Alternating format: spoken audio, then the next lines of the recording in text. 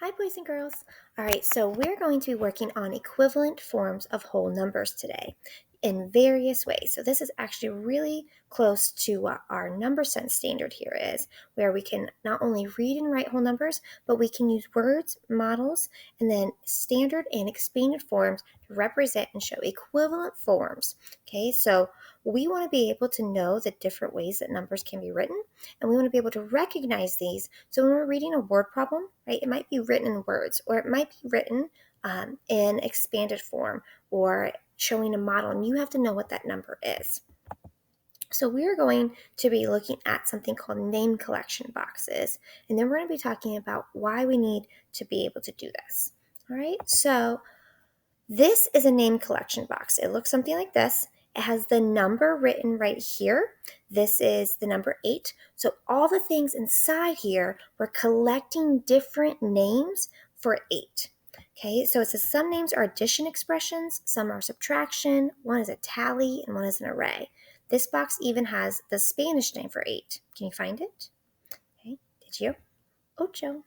So you can use pictures, numbers, and words in a name collection box. There are many ways to show the number 8. So here you can see tallies, 1, 2, 3, 4, 5, 6, 7, 8.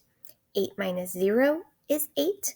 10 minus 2 is 8. 12 minus 4, 4 plus 4, 2 plus 6. You could write out the word 8. You can make an array of 2 rows of 4.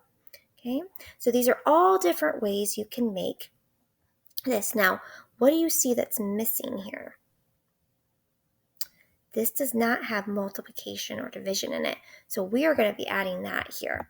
Okay, so this is from our book.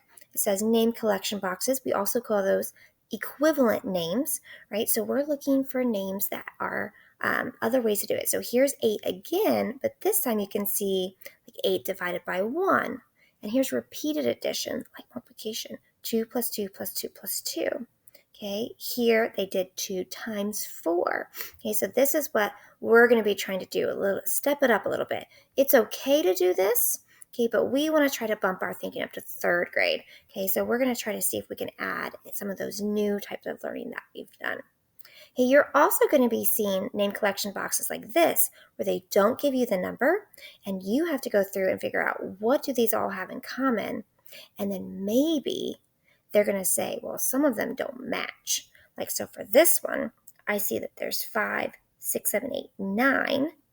12 minus 3, well, it's 12, 11, 10, 9. Okay, 19 minus 10, that's 9. So this is probably going to be 9, right? 4 plus 5 is 9. 90 divided by 10, that's 9. 1, 2, 3, 4, 5, 6, 7, 8, 9. Okay, so all of these are 9. Okay, sometimes they might put in trick ones in here, though, that might be equal 8 or maybe equal 27, right? And they try to trick you, so you would have to X those ones out. Okay, so why do we need to be able to do this? Well, when you get into the older grades and even later this year, you're going to need to be able to replace numbers or expressions for simpler ones. For example, 2 plus 4 in parentheses times 6 might look like 6 times 6. So you would have to know that 2 plus 4 really is 6, and then you're going to be putting it here.